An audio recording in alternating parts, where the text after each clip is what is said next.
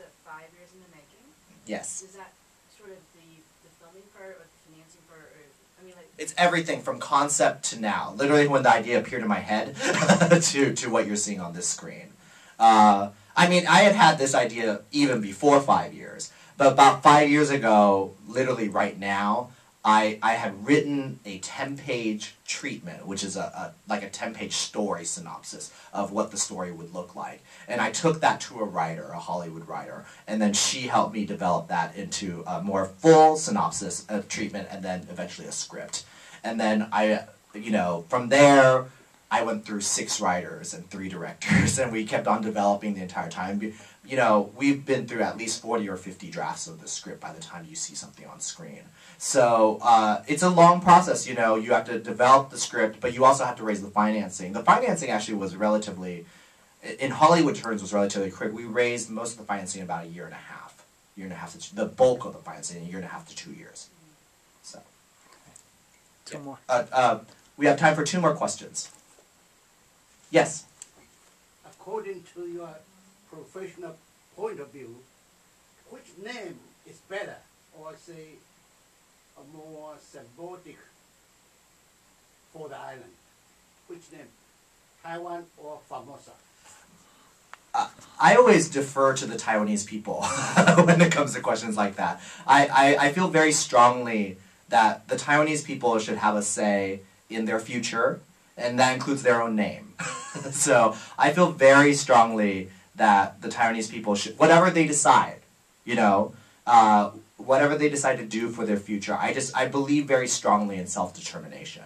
And so, me personally, I don't want to tell a Taiwanese person, because I'm American. I'm born and raised in the United States. And really, this is my parents. It's your generation's story more than my generation's story. So I would not want to be seen as someone who tells someone what else to do. What I want for the Taiwanese people is that they have the right and they have the respect that we give them to let them decide their own future, and that includes their own name, And so I would not deign to tell the Taiwanese people what to call themselves. But if the Taiwanese people eventually want to call themselves Formosa, or they want to call themselves the Republic of Taiwan, or if they want to go back to mainland China, that's their decision. But the United States, I feel, as an American, should support that decision. That's my personal point of view. Thank you. Thank you. Yes. I'm really touched by this film, and I think you have a great potential. I don't know what is your goal, for the future. In terms of... In terms of the movie making... Oh, I was going to say, well, I hope to get married one day.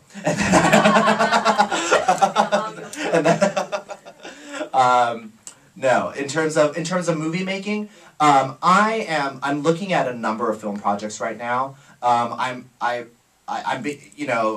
getting offers for movies, as well as I'm developing my own material. All of it, I would say, has some type of political or social consciousness aspect to it. They are not necessarily related to Taiwan, but they are dealing with maybe stories that haven't been told.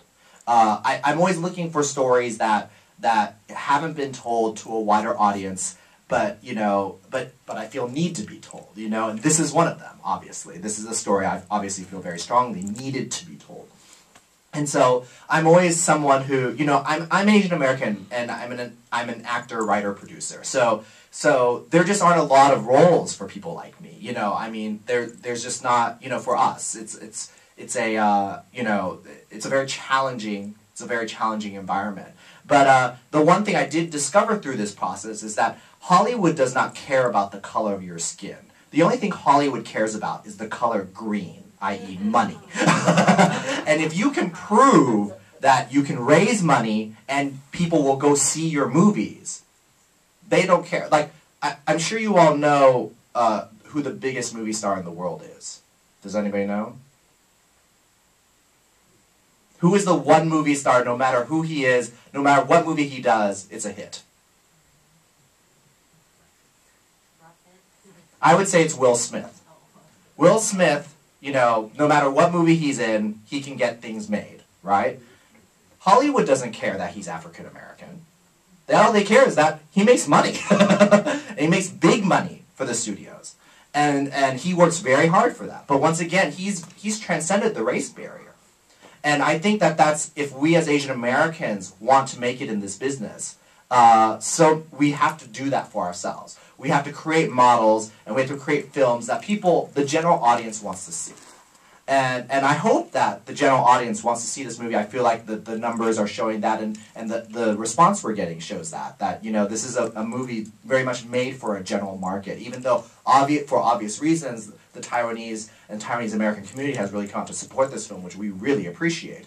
But like I said, we hope that you will go home and tell your American friends about this movie and get them to come, because it's really aimed at them. And we really need you to do that, because we don't have $100 million for advertising. I mean, we're not Avatar. we're not, you know, Alice in Wonderland.